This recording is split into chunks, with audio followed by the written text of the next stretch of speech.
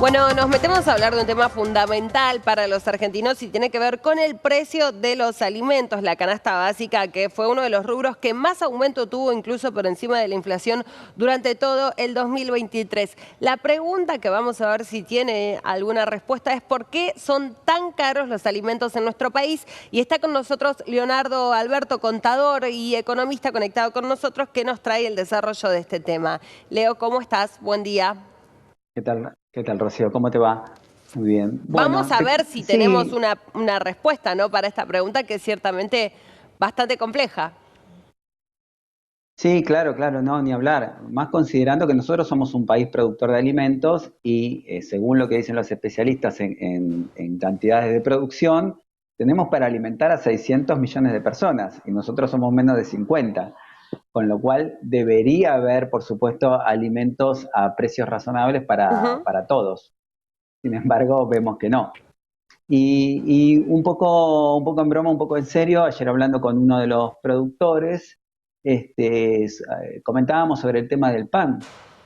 ¿Cómo puede ser que el pan en un país productor, por supuesto, de los insumos que se necesitan, sea más caro que en países europeos y que en Estados Unidos, por ejemplo, ¿no? O sea, no sé por tu barrio, pero en mi caso está aproximadamente $2 el kilo de pan, Ujú. considerando el último valor libre que tenemos del dólar, y, y en países europeos no supera el euro 50, y en Estados Unidos está incluso por debajo de $1. Ujú. Entonces, la pregunta es, dado esos valores, ¿cómo puede ser que nosotros tengamos precios mayores aún con ingresos menores? Bueno, un poco la respuesta está siempre que nosotros estamos aislados de la mayoría de los centros de producción de bienes. Y esto le da la oportunidad a aquellos productores que venden en el mercado local, en principio, de sentirse protegidos, Ujú. ¿no? Viste que siempre hablamos, incluso acá todos los políticos hablan de que los productores locales en general se encuentran con ciertos beneficios que implican justamente la protección industrial, etcétera. Bueno, en el caso de la industria alimenticia no debería ser así, no deberían tener protección porque está claro que trabajan con costos bajos en principio de materia prima. Ahora, si me preguntás a mí, esto implica entonces que un poco el grado de monopolio es lo que está influyendo, ¿no? Que solo tenemos 5 o 6 grandes compañías que la podemos Claro. realmente mencionar, o contar con los dedos de una mano.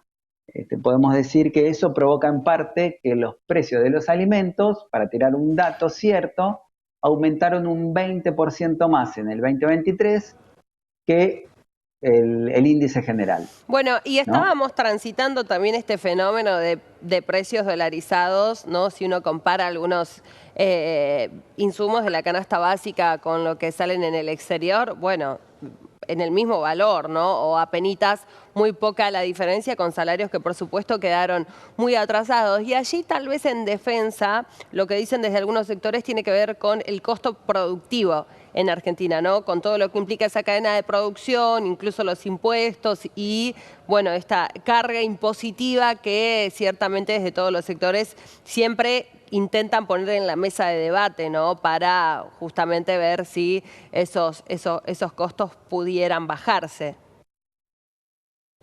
Sí, la carga impositiva te lo digo, eso lo tengo bastante A claro porque ver. hace unos años salió un informe con respecto al peso de los ingresos brutos, Ujú. ¿no? Porque recordemos que acá tenemos, vamos a decirlo así, dos grandes impuestos, que son ganancias y impuesto al valor agregado. Ujú.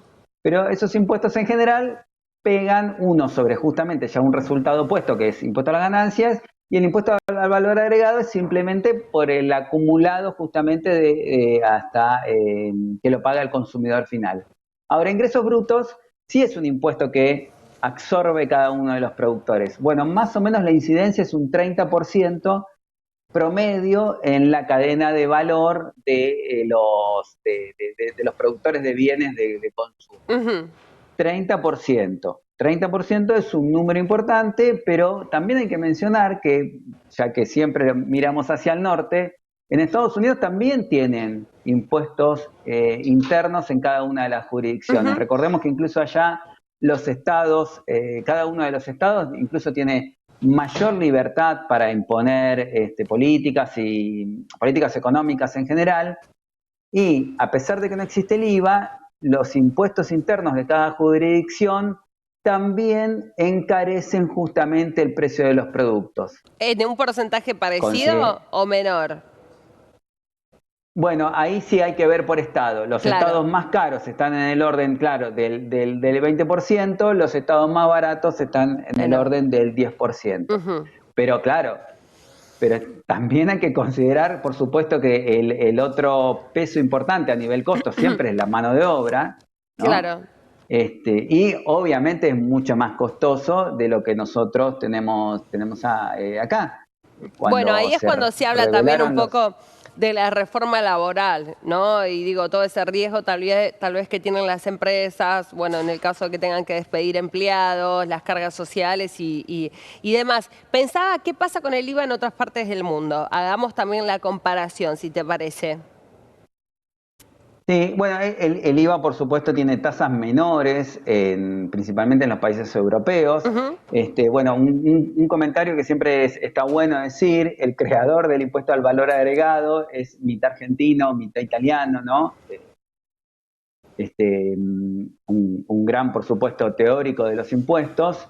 Pero el impuesto al valor agregado, vuelvo a repetir, no termina influyendo en el precio final en la cadena de producción, porque lo termina pagando el consumidor, se supone, cuando desembolsa, cuando directamente consume ese bien. Con lo cual, si la diferencia, vamos a decirlo así bien claro, si el IVA en los países europeos está en el orden del 15% y nosotros tenemos un IVA del 21%, ¿no? Un bien que acá sale 121, en Europa tendría que salir 115, llevándolo a una moneda única. Y no es así, las diferencias son mucho mayores. Nosotros terminamos pagando, vuelvo a repetir, el costo del pan, porque el pan es algo puntual, es un bien simple que no exige ni demasiada materia prima, ni demasiada mano de obra, y nosotros somos país productor de todos los insumos necesarios.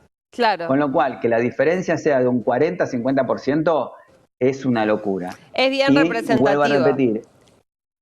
Claro, entonces, pero cuando vos ves que hay 4 o 5 empresas molineras grandes y esas concentran el 100 o el 99% de la producción de harina del país, ahí ves que quizás habría que empezar a considerar darle oportunidad, no presionarlos, pero sí darle oportunidad a otros emprendedores a que creen nuevas empresas molineras para que se metan a competir, que es lo que todos deseamos supuestamente, ¿no? Bueno, es un poco lo que se hablaba también cuando se derogó, por ejemplo, la ley de góndolas y demás, también la oportunidad a otras empresas, ¿no? Mucho más pequeñas, de poder competir, incluso digo, ¿no? En el abastecimiento en los supermercados con estos grandes, con estas otras grandes empresas que, bien vos decías, Leonardo, están muy condensados ciertos, ¿no? Rubros dentro de la economía y que la voluntad de una puede hacer llevar a cabo un desabastecimiento,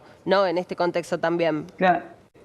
Exactamente. Bueno, por eso es necesario el crédito. O, mira, te lo llevo a algo que estuviste hablando hasta hace 5 minutos. A ver. Hasta ofrecer créditos a través de la tokenización de activos, ¿no? Porque uno hasta podría brindar la posibilidad de que haya inversores que justamente inviertan en sectores productivos. No lo estoy inventando yo, está incluso en la reglamentación de la Comisión Nacional de Valores, que se puedan realizar inversiones productivas con el aporte de inversores privados a través de la tokenización justamente de esas inversiones. Lo escuché atentamente recién al compañero que estuvo hablando y la verdad que me pareció, por supuesto, no solo brillante su exposición, sino también muy fácil de llevar a otros rubros, entre los cuales, por supuesto, la inversión en la producción local de bienes